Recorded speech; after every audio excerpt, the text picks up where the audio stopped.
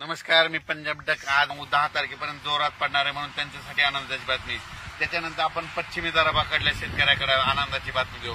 पश्चिमी विदर्भामध्ये अकोला, अमरावती, यवतमाळ, वाशिम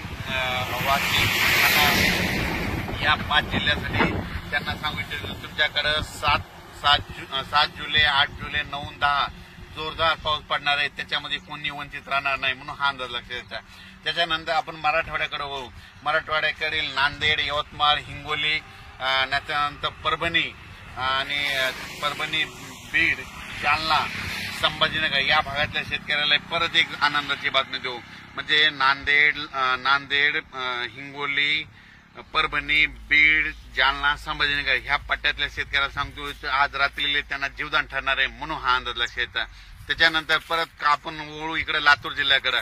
लातूर जिल्हा, धाराशिव जिल्हा, बार्शी जिल्हा, त्याच्यानंतर नगर जिल्हा त्या भागामध्ये थोडा म्हणजे विखुरलेल्या स्वरूपात पाऊस पडणार आहे ह्या 4 दिवसामध्ये 7, 8, 9, 10. पण तिकडे देखील सर्वांना पिकांना जीवदान ठरणार आहे म्हणून त्यांनी हा अंदाज लक्षात द्यायचा. त्याच्यानंतर नगर जिल्ह्याकडे वळू.